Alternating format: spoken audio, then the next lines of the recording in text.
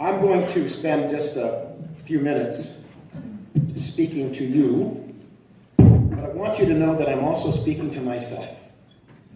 And some of the things that I want to share with you, I have been working through in my own mind over a lot of years.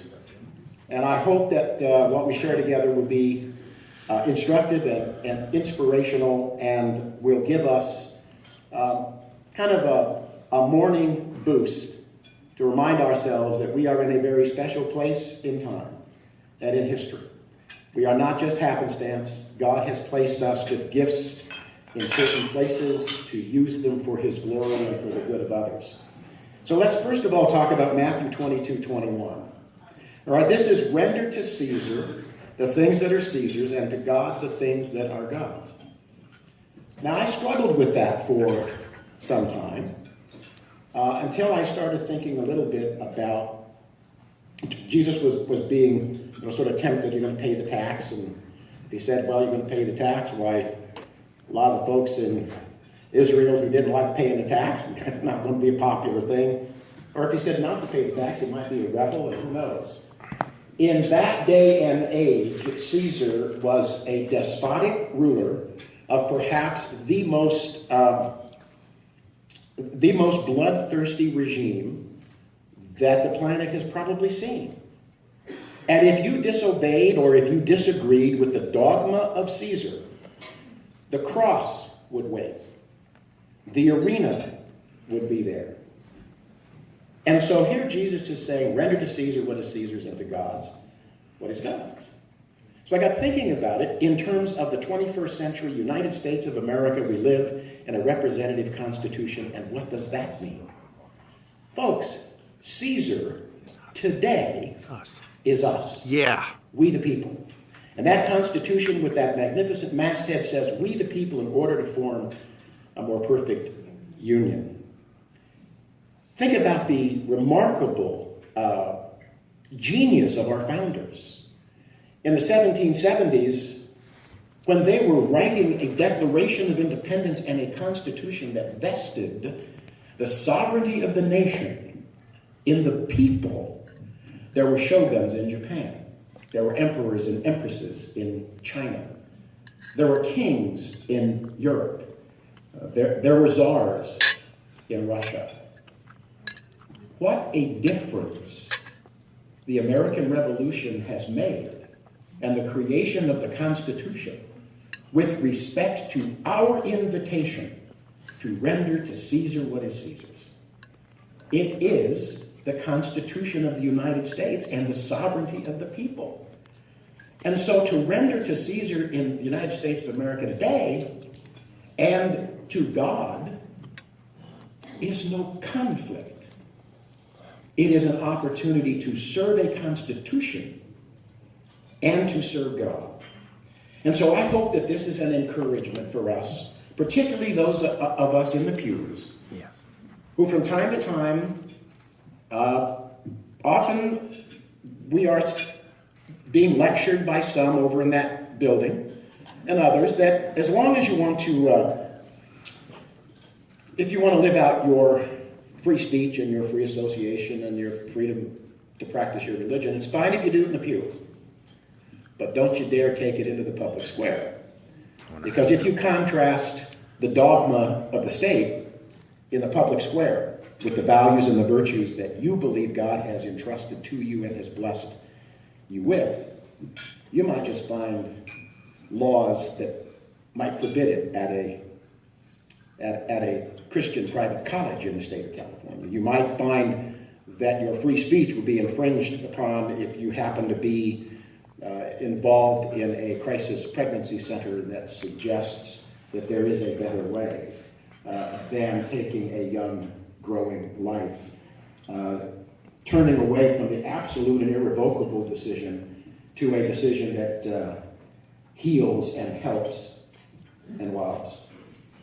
And so I really hope that we really are excited and encouraged about rendering to our Caesar all that is our due, because that's the Constitution of the United States. And it is our invitation to be free people of faith in a nation that has a Declaration of Independence and a Constitution that says we are the sovereigns. I mean, think about how remarkable that was. Back when our founders were creating the Constitution, who were the people? Right? I mean, what they were? They were the peasants. They were the serfs. They were the slaves. And here we now have the most successful and revered constitutional republic on the face of the earth.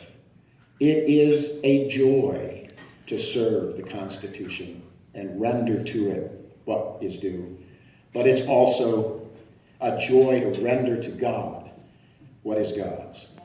And I got thinking a little bit about the parable of the talents. Master was going away, and he left some talents to 3 individuals.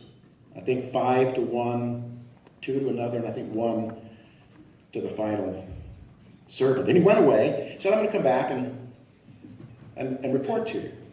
There's a couple of really interesting things here that encourage me a great deal. One, this passage of Scripture recognizes that we all have different gifts in different varieties. To some, there are 5 talent gifts. To some, there are 3 talent gifts. To some, there are 1 talent gift.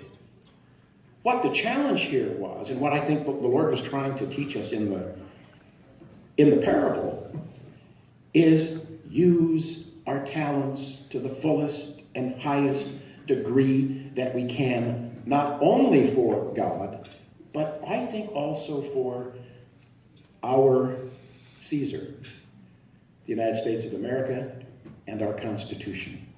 These are not in conflict. They are beautifully merged together with all of our stewardship. Whatever we do, wherever God places us, we have an opportunity to render to our Constitution duty, responsibility, service, and to our God. Also, I've been thinking about the importance of being faithful in season and out of season. Timothy 4:2. Right. It isn't easy to be in this body and to always be faithful and to have a smile on my face when we go across the street to that building. But Timothy was trying to be an encouragement when he said, be ready in season and out of season. In other words, being ready whether we feel like it or not, or whether the time might be the season. We need to be ready to be persuasive and persistent and to work hard in season and out of season. When we're popular and when we are not popular. When we win and when we lose. And then I think it's important for us to think seriously about the attitude that we take in all of this.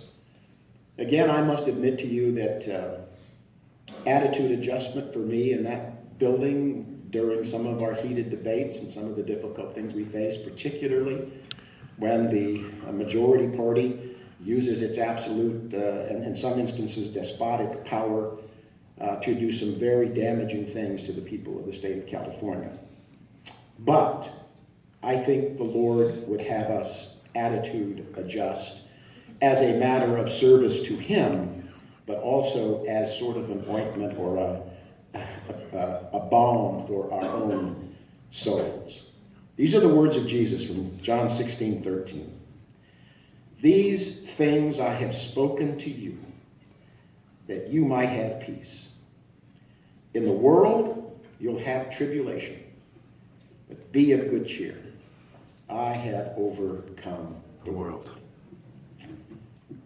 Yes, we are in positions of power. Yes, we make decisions with respect to the state of California. Yes, we have responsibilities, and sometimes those responsibilities carry moments and circumstances where we feel we are far off from the state of California, and that we are, as John mentioned, sort of a remnant.